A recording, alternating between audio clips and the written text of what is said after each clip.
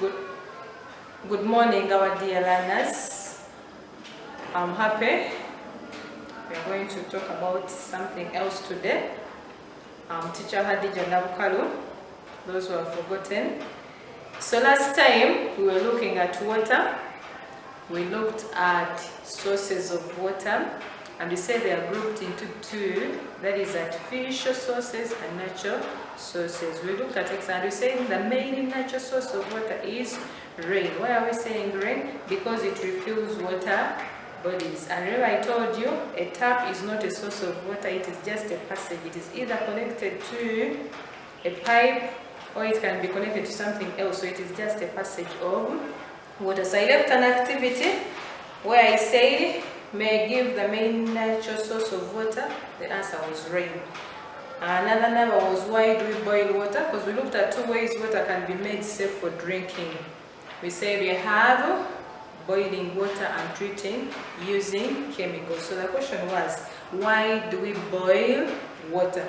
I said the answer is to kill germs. Then another number was about containers used to harvest water. We said harvesting water is collecting water for use during the dry season. So containers we looked at, a saucepan, we can use a tank, some people can use jerry cans, pails, and so many others. So last time we were looking at water. So today we are going to look at water bodies. So our topic today is water .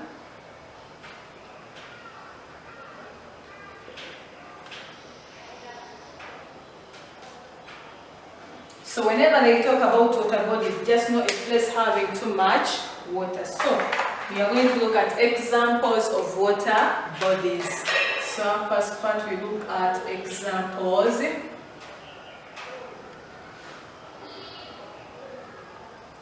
Examples of water bodies.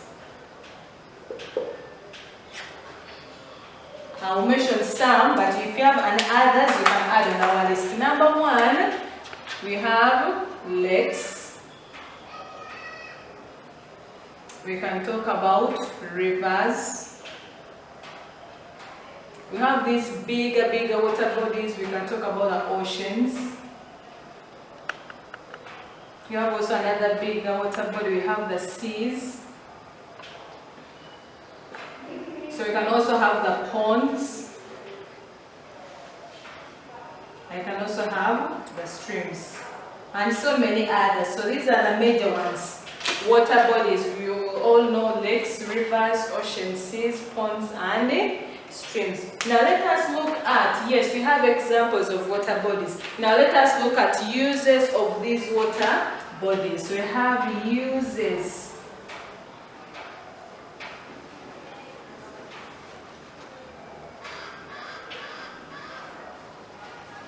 Uses of water bodies. Now, number one, you all know, if I'm having a lake, how do people make use of lakes? We have some people who stay nearby lakes, some people live nearby rivers.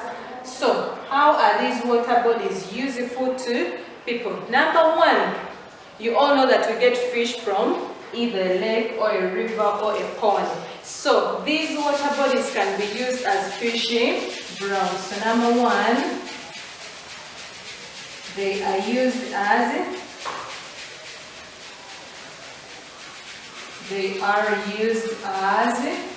fishing .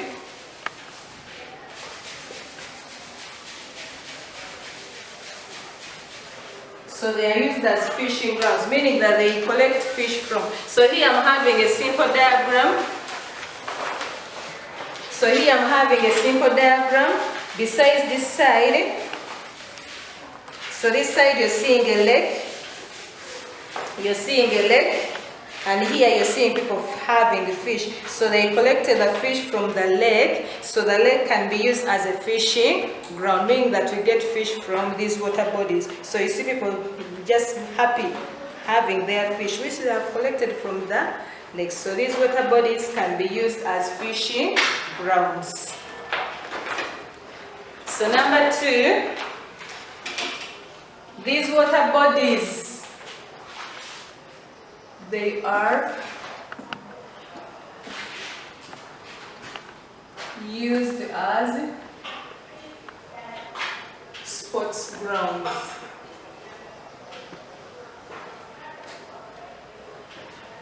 I know some of you are good at swimming, moving around in the boat. So you have seen people moving around, having competition for boats, speeding, so swimming. So these water bodies can be used as sports ground. For example, some can be used for those who enjoy swimming. They just go to the water bodies and they swim. So these ones also help in water transport. Help in water transport. For example, if those people living at different islands, there are the means of transport they can use in case they are moving with their cargo, that is water transport. So here I'm having an example, a diagram. So we have the type as water transport. Here we have means of transport. You're seeing these people using their means. Here we have a boat, a ship. So using these means of transport so that they can move to different islands. So these water bodies can be used for water transport in case you're moving from one island to another, or in case you're transporting heavy goods. So that is also water bodies. So we also, since they are water bodies, we get water from water bodies. So we are going to say they provide water. So here we are having these water bodies provide water. So they provide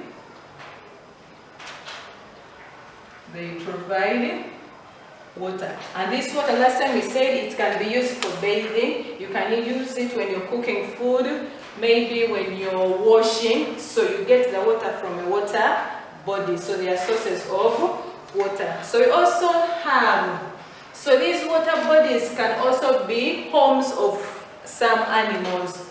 So they are habitats. So we have that word, habitats, or we can say homes of aquatic animals.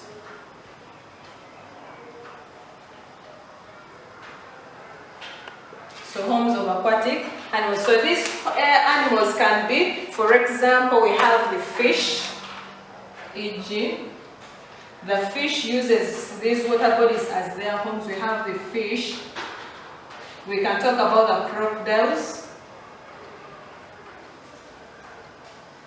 and so many others. You can think of other animals that use these water bodies as their homes. So these water bodies can act as habitats.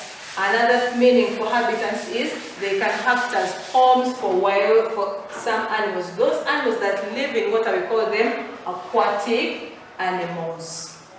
So we repeat our uses of water bodies. We have used as fishing grounds. Number 2, they are used as sports ground for those who enjoy swimming. They help in water transport. You can use any means of transport like a boat, a ship.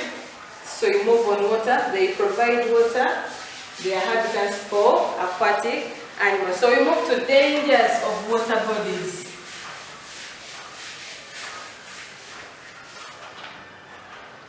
Dangers of water.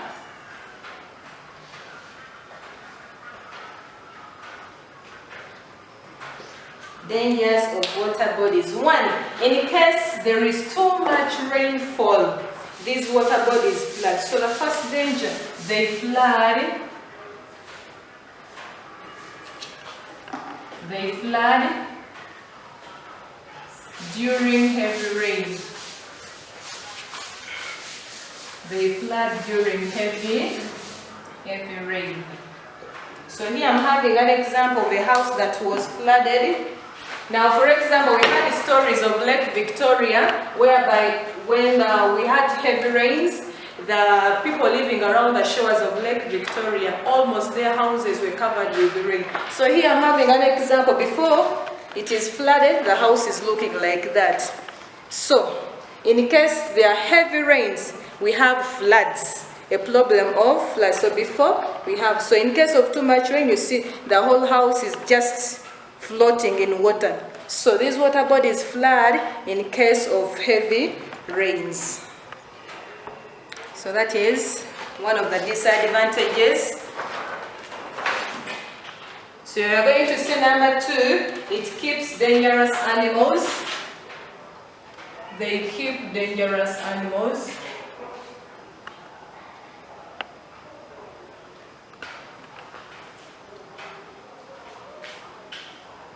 They keep dangerous animals. Those people who stay around on your water bodies, they can face that problem. Examples of those dangerous animals, we have crocodiles. Now, crocodiles are not our friends, they are just a danger to us. So these water bodies, since they use the water bodies as their homes, so these water bodies keep dangerous animals. Now, in case also they harbor vectors. Harbor, you can also use keep. They harbor vectors. For example, vectors are those organisms that spread diseases. So those people around the shores of maybe a certain lake or a certain river, they have mosquitoes, those vectors that breed around the water bodies. So for example, we have mosquitoes, and yet mosquitoes are dangerous to our lives. So these water bodies harbor vectors, for example, mosquitoes. So we have looked at the uses of water bodies, dangers of water bodies. Now, we look at ways how water bodies can be contaminated.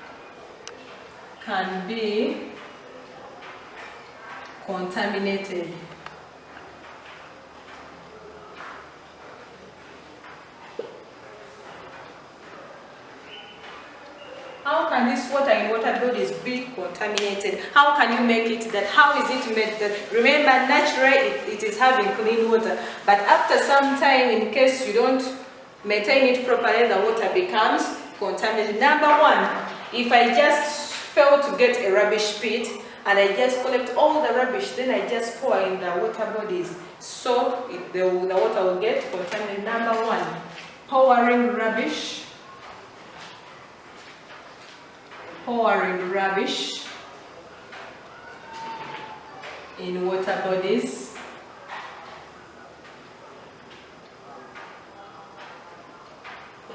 For you, instead of having rubbish pits, burning the rubbish, collecting the rubbish in one place, you just wait, and after it has finished raining, you just dump. All the rubbish goes to our water bodies, so that one makes the water contaminated. Number 2, we have people who live around water, whereby for them having bathrooms is a problem. So what they do, they just go get their towels, get their clothes, they just move to the water bodies or maybe a lake, and they start bathing from there. Remember, you've been playing and you're dirty. Maybe you played in mud, you don't know where you've walked around, so you're dirty. So bathing in water bodies. So as you bathe, all that dirt is going in the water bodies. So you have bathing in water.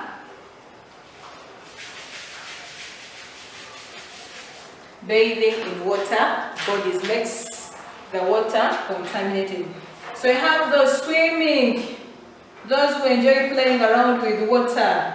So what you do, mommy has settled, you go pick water from maybe the well, maybe a nearby water body. So for you, what you do, you just go start swimming. So we have swimming in water bodies.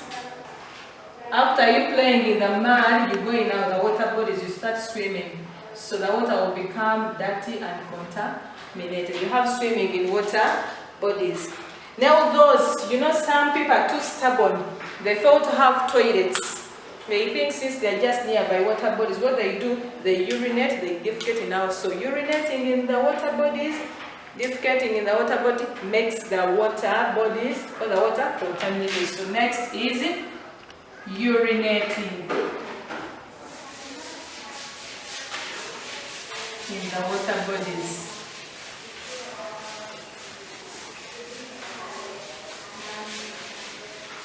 So we have defecating in water bodies.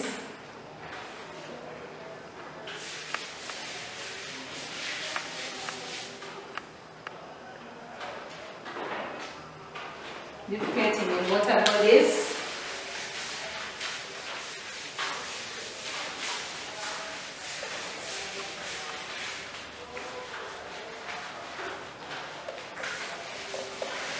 Now I also have those people who have animals around, who keep animals or who rear animals. What they do, they allow their animals to go and graze. But as they are grazing, some of them allow the animals to graze directly in the water. That's what makes the water contaminated. So allowing animals to drink directly in water bodies. Allowing animals to drink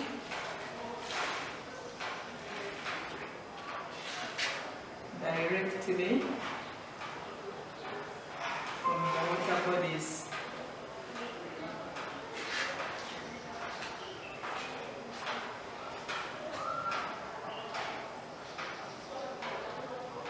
So if you allow your animal to graze it, remember it is moving around. It is having some rubbish or dust or dirt on the mouth. So if it just goes in the water and just drinks directly in the water body, so that water becomes contaminated. Then we are looking at verse 2. If I'm at home, I have my water, I keep it in a dirty container. So we are having washing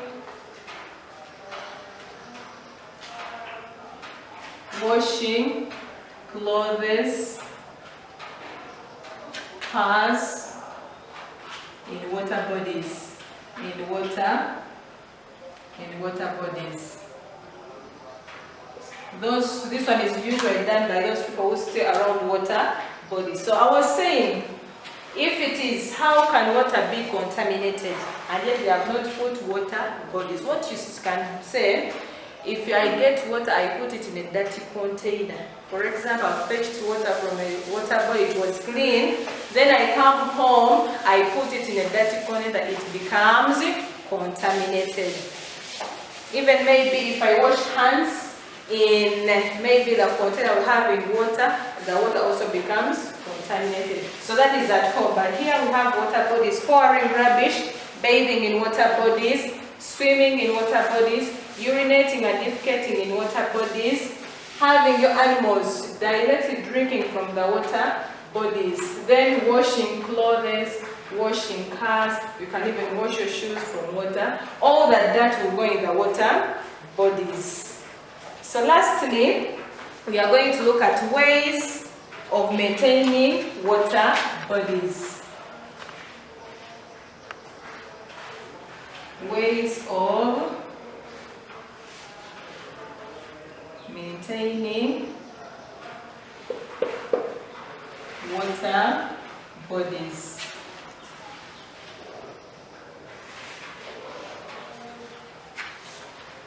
How can you have the water bodies protected from all that? You protect it from people pouring rubbish, people bathing from it, swimming from it, urinating. So how can you keep the water bodies clean and safe? So one, proper disposal. Instead of urinating, defecating in the water bodies, have a sense of humor.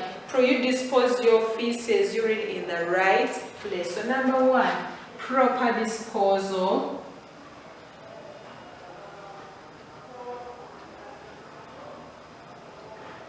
Proper disposal of feces and urine. So that is number one, meaning that you're supposed to take them to the toilet, not to the water bodies. Number two, as a community, in case you have a well, just assume that in your area, the water body you're having around or the source of water you're having around is a well. So what you can do to maintain it clean, so you can say regular cleaning regular cleaning of wells. If there is rubbish, remove the rubbish. If there is mud, you remove the mud. Then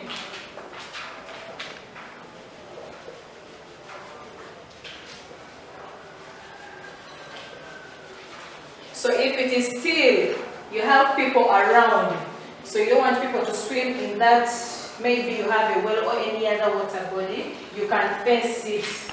So for you to stop the children from playing there, bathing, swimming, so you have fencing water sources.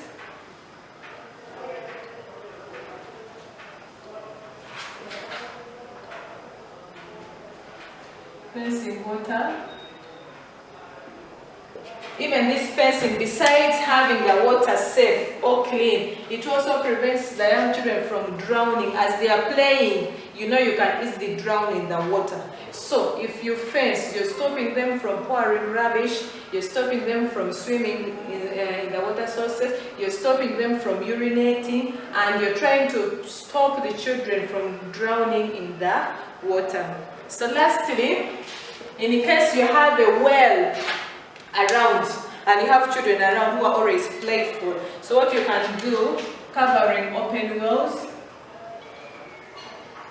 covering open wells. So these are some of the ways you can protect your water sources, your water bodies from getting contaminated. So I'm going to leave a simple activity behind that will help you refer to this information. Activity I'm leaving around their phone numbers, anything that can make water contaminated. You can think of something whereby if I throw it in water, water becomes dirty. Then 2 ways water bodies can be contaminated. You can think of the ways amongst those ones. Then how can water bodies be dangerous to people? You can think of the dangers. Give one where water sources can be protected. So this is the activity I'm leaving behind. So as I'm completing, remember to remain clean, safe, because we need you when you're still safe and alive. I wish you the best. I remain Teacher Hardijjah.